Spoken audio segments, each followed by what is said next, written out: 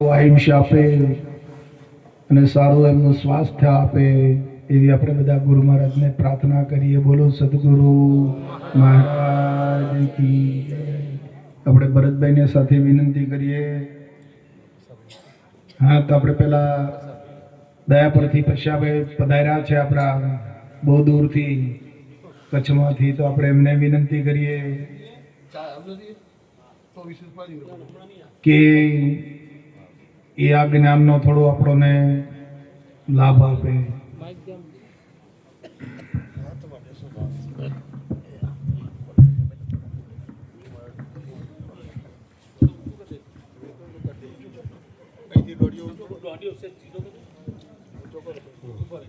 ના બરોબર.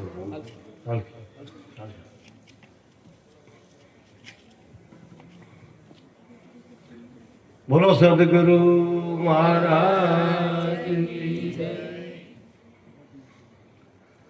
આજે આ હરેશભાઈની ત્યાં સત્સંગના પ્રોગ્રામમાં ડાકોર ગુરુ મહારાજની કૃપા લેખો કે આપ સૌ સંતોની કૃપા લેખો. મારા તો અનાયાસે યોગ ભળી ગયો છે. હરેશભાઈ મળ્યા તો વિચાર નથી હોય કે ભાઈ આ પુરુષોત્તમભાઈ એ કચ્છમાંથી અહીંયા આવી જશે, એવી કલ્પના પણ નહીં હોય અને મને પણ નહોતી ખોટું કહેવું. આ અનાયાસે આ યોગ ગુરુ મહારાજની કૃપાનો છે. તો આ સત્સંગમાં હરેશભાઈએ જે બાપુને વિનંતી કરીને આ બધું પ્રોગ્રામનું જે આનંદ અહીંયા જે કરાવી રહ્યા છે એ એક બહુ મોટા મહાભાગ્યની વાત છે. જેને તેને આ ફળશ્રુતિ નથી મળતી. તો હું હરેશભાઈ પરિવારને ખૂબ ખૂબ ધન્યવાદ આપું છું કે 68 તીર્થ એમના ઘરે આવી અને આનંદ કિલોડ કરી રહ્યા છે. એમાં જરા પણ શંકા નથી. 16 આની અને માથે એક રતી. આ વાત 100% સત્ય છે. વાલા સજનો, પૂજ્ય બાપુએ આ આત્મજ્ઞાનની જે વાતો આપણે કરી છે એ ક્યાંય આપણે સાંભળવા નહીં મળે. એટલે આ એક એક જે મોતીડા વરસાવી રહ્યા છે, મેહુલા વર્ષે મોતી તણા ઘનઘોર આકાશ, ઈ જે વરસાદ વરસી રહ્યો એ બોલણ હારો ક્યાં વસે એની વાત બાપુએ આપણે ખૂબ ઝીણામાં ઝીણી રીતે સમજાવીને આપણે સાર્થક કરી બતાવીએ. કે જે નરસિંહ મહેતાએ હમણાં ભજન નરસિંહ મહેતાનું જાતું અને નરસિંહ મહેતાએ કીધું કે મોટા યોગેશ્વરોને સપનામાં ના આવે, એ તો મારા મંદિરિયામાં માલે હરિનો રસ પૂરણ પાયો. એવો આ બાપુએ આપણે આ એકદમ ઝીણવટથી અને સરળ ભાષામાં મહાન ઋષિમુનિઓ જે જ્ઞાન કથી ગયા છે એ આપણી ગુરુ કૃપાથી આપે સહેજે સહેજે એને આનંદના રસ પી રહ્યા છે. આ કેટલા બધા મોટા ભાગ્યની વાત હશે.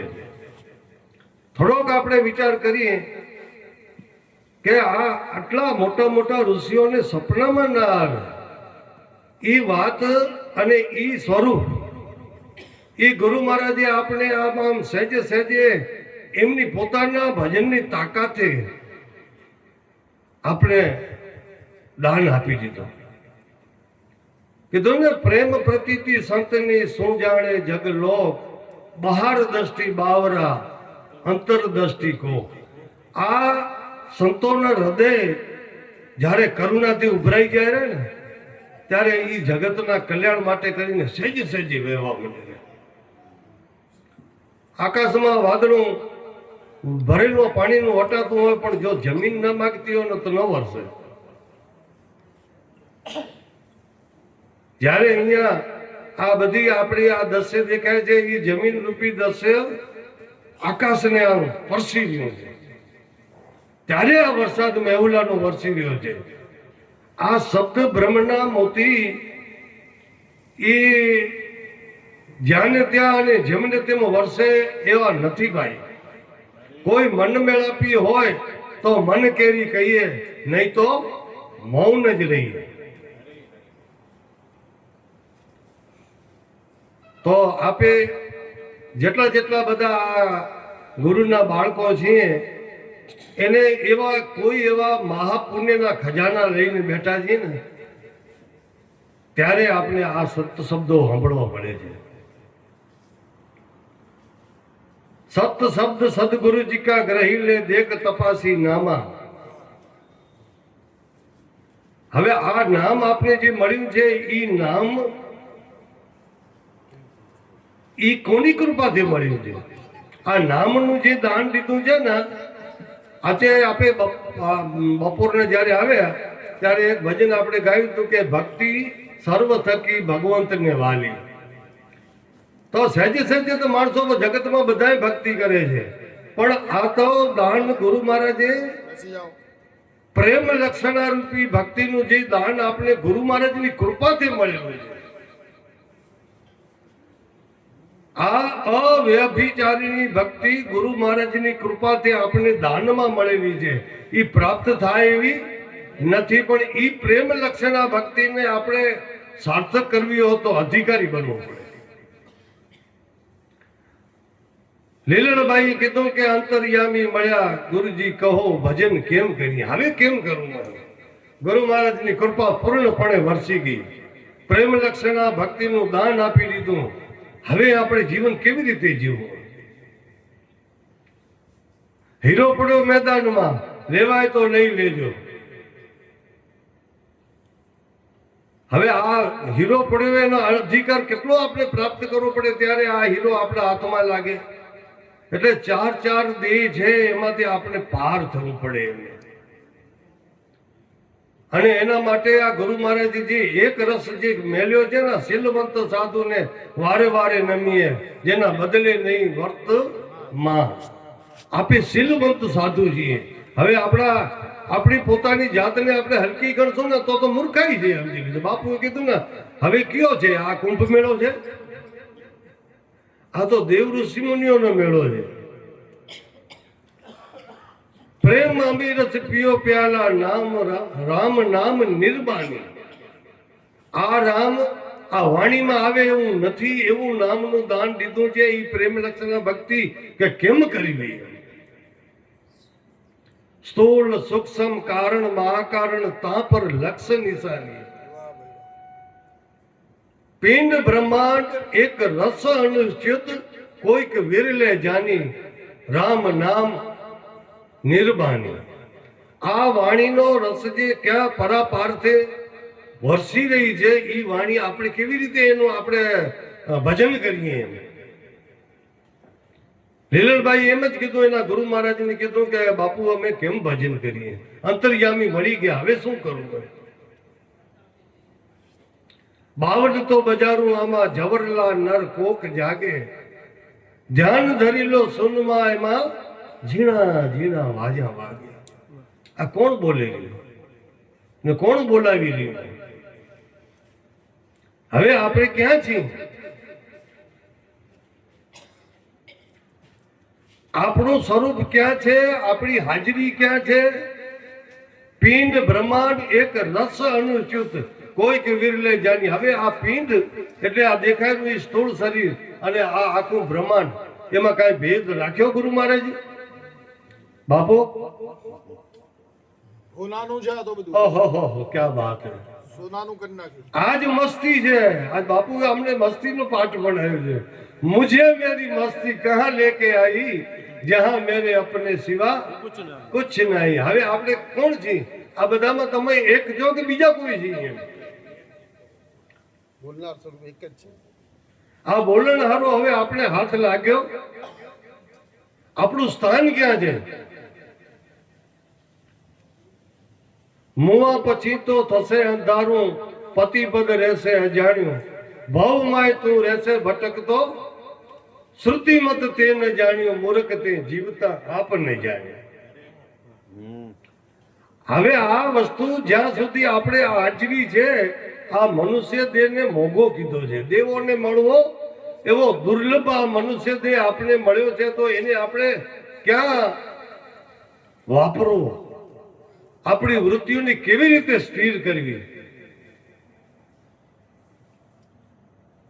જીવત હી કરો અમર ઘર વાસા સાધુ, જીવત હી કરો અમર ઘર વાસા, જીવત હી સમજે જીવત હી બૂझे, જીવત હી કરે મુક્તિ નિવાસા, જીવત હી કર્મન કી ફાંસ ન કાટે, મોએ કહા નિવાસા. અત્યારે જ આપણે જે ઘરે જાવું મુવા પછી અહીંયા જો આપણો વાસો નહીં થાય ને તો પછી ક્યારે કરશું? હા, પછી ક્યારે કરશું? અત્યારે જ મોજ કરવી છે ને.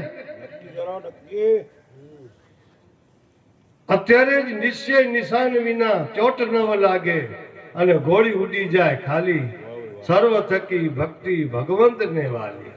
અટાણે નિશાન માટે આપણો સુરતાનો તાર લાગી ગયો. આપણે સુરતા ગુરુ મહારાજે જે શબ્દ દીધો છે એની હાથે ઓતપ્રોત થઈ ગઈ છે. આ કટારીનો ઘા લાગ્યો હશે તો જરૂર ઓતપ્રોત થઈ ગઈ હશે અને પંખી ઉડી ગયું હશે. આપ વ્યાપમાં અને વ્યાપ આપમાં.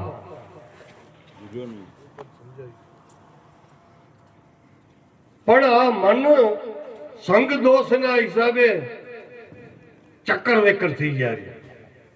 એને મનમાં એમ થાય રહ્યું કે ગુરુ મહારાજ તો વાત કરતા હતા, ચંદુભાઈ વાત કરીને બાપુ તમે છો ત્યાં સુધી તો મોજ છે, અને પાછા ઓલો રાવણ ક્યાંથી આવી કરીને વિભીષણ નું આવડું યાદી અને ઉતારી નાખે. 50 છે આપણામાં નિષ્ઠા બાકી. હે એટલે આપણે એનો પોઈન્ટ પકડવો છે. એટલે આ જે થઈ રહ્યું છે ને એ મનનું કારણ છે. दूर दूर मन लोभी ढूंढे, मिटे न गर्भ का वासा, साधु संत की करे जो सेवा, मिटे यम का भाषा, साधु जीवत ही કરો અમર ઘર વાસા. આ મન લોભી એમ માનેલું એટલે સહેજમાં ભગવાન પડ્યું એ તો કરે વાતું. આપણે કમાવ ધંધો કમાવ રૂપિયા બપિયા લડો અને જગત પૂછા એ નહીં કરશે. કેટલો મોટો થયો, કેટલા પૈસા વાળો થયો.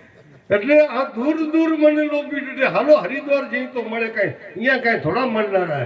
કારણ કે ભલે આ તીર્થધામ છે એટલે ડાકોર ની આશા રાખે, દ્વારિકા ની આશા રાખે, અયોધ્યા ની આશા રાખે. એ કઈ ઘડુલી જયપુર માં થોડું મળે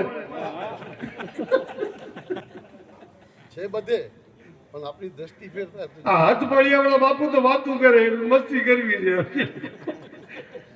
એટલે આ સંગ દોષ છે ને ઈ આપણા મનને દૂર દૂર મન લોભી ઢૂંઢે.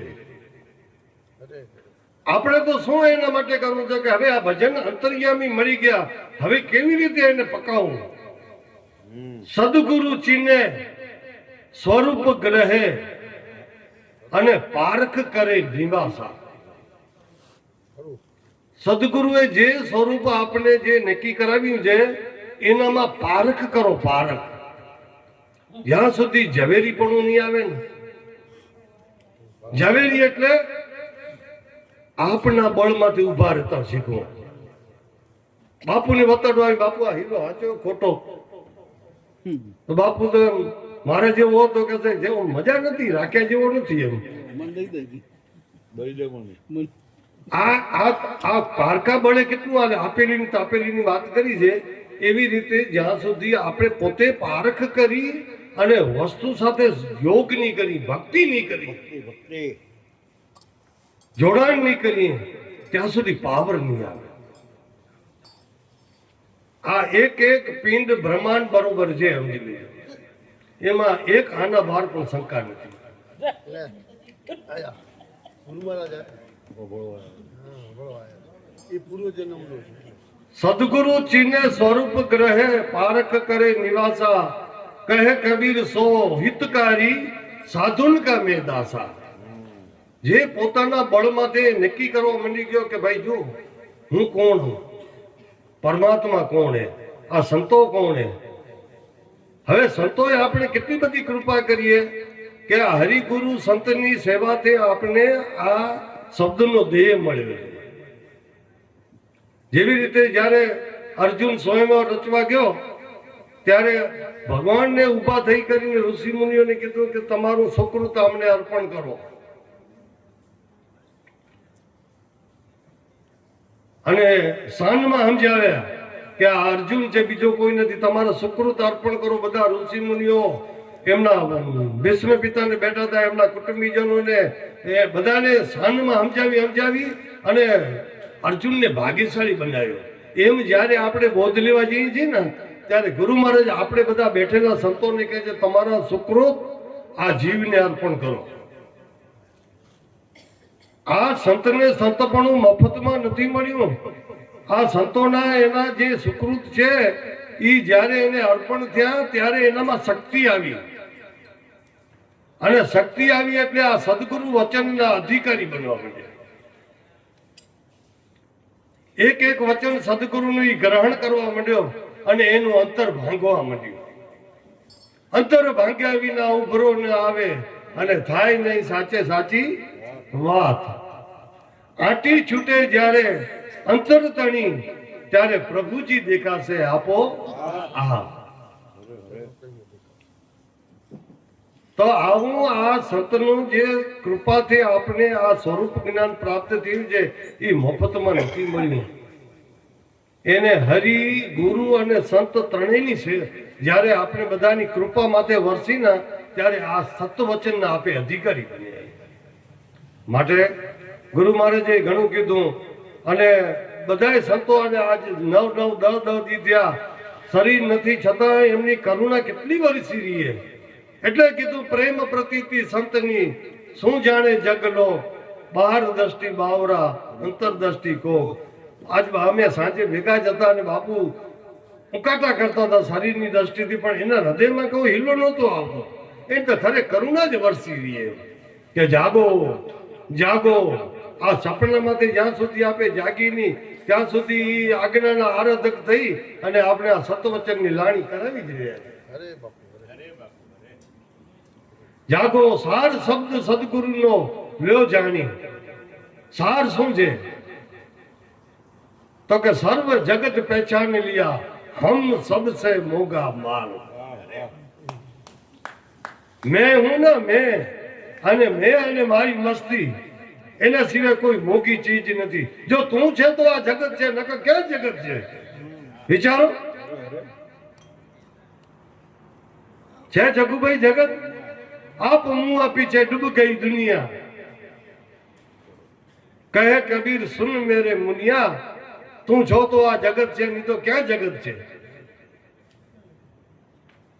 એટલે આ સદગુરુ મહારાજનો સાર શબ્દ આપણે હૃદયથી ગ્રહણ કરી જ રહ્યા છીએ અને વધુમાં વધુ એની નિકટ આવી કરીને બાપુ કહે છે એ પ્રમાણે સતભજનના અધિકારી બની જાગી જાઓ વાલા. આવો રૂડો અવસર ફરી ફરીને નહીં મળે.